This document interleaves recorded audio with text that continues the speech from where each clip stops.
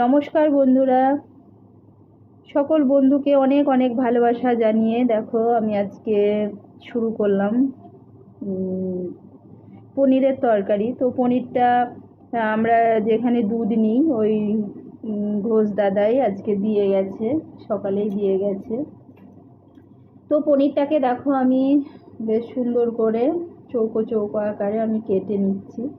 কাটার পরে আমি একটু জল আর একটু লবণ আর একটু হলুদ দিয়ে কিছুক্ষণ একটু ভিজিয়ে রাখবো। ভেজানোর পরে আরেকটু ধুয়ে নিলে মানে পনিরটা খুব ফ্রেশ থাকে, বা যে একটা টক টক কেমন একটা ভাব থাকে সেটাও কেটে যায় এবং সুন্দর হয়। আর পনিরটাও বেশ নরম হয়, রান্না করার পরে নরম হয়। তোমরাও এরকম করে একটু লবণ একটু হলুদ পনিরকে কাটার পরে কিছুক্ষণ একটু ভিজিয়ে রাখবে, তারপরে ফ্রেশ জল দিয়ে আর একটু ধুয়ে নেবে, দেখবে খুব সুন্দর হবে। তো দেখো আমি কড়া বসিয়ে দিয়েছি, কড়াতে তেল গরমও হয়ে গেছে। আর পনিরটাকে আর একটু ধোয়ার পরে লবণ হলুদ আর একটু আমি মাখিয়ে দিয়ে কড়ার মধ্যে দিয়ে দিলাম। একটু হালকা আঁচে ভাজবো, হালকা আঁচে ভাজলে পনিরটা নরম হয়, রান্নার পরে পনিরটা বেশ নরম হয়। তো এপিট ওপিট করে আমি বেশ একটু হালকা আঁচে ভেজে নেব। প্রথমে ওগুলো ভেজে নিলাম, তারপরে কিছুটা ছিল, তারপরে ওগুলো তুলে নেওয়ার পরে এই পনিরগুলোকে আবার আমি দিয়ে দিচ্ছি। আলু আর পনিরের তরকারি করব, আর আলুর পরোটা করব। আমি আলু আগে থেকে সেদ্ধ করে নিয়েছি, তো ওটাও তোমাদেরকে দেখাচ্ছি। তো অল্প কিছুটা পনিরের মধ্যে আলু দেব আর কিছুটা ময়দার সাথে আমি মাখবো। তো দেখো আমার প্রায় পনিরটা ভাজা হয়ে গেছে, আর একটু ভাজবো। তো দেখো বেশ ভালো করেই ভাজা হয়ে গেছে, ভাজা হয়ে গেলে আমি তুলে নেব।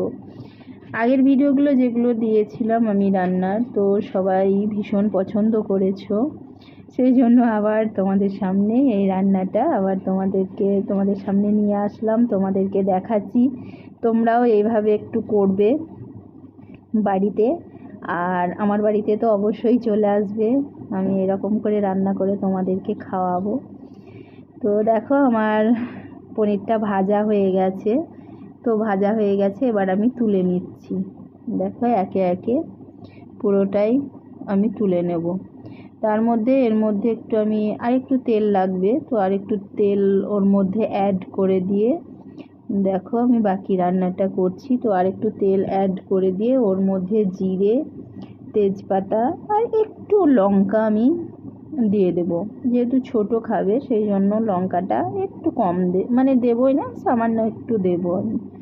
তো দেখো আর একটু তেল অ্যাড করে ওর মধ্যে জিরে ফোড়ন তেজপাতা দিয়ে আমি আলুগুলোকে দিয়ে একটু ভাজা ভাজা করে নিচ্ছি। তার মধ্যে দিয়ে দিলাম লবণ হলুদ আর আদা জিরে আগে থেকে বেটে রেখেছিলাম ওটা দিয়ে দিলাম, আর একটু লঙ্কা আর একটু চিনি, যেহেতু পনিরের তরকারি নিরামিষ সেই জন্য একটু চিনি ছড়িয়ে দিলাম।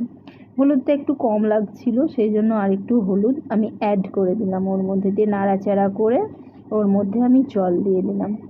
জল দিয়ে দেখো আমার প্রায় রান্না শেষ, মানে জল দিয়ে পনিরগুলোকে ওর মধ্যে আমি ঢেলে দিলাম। ঢেলে দেওয়ার পরে আর একটু নাড়াচাড়া করলেই আমার আলু আর পনিরের তরকারিটা একদম তৈরি।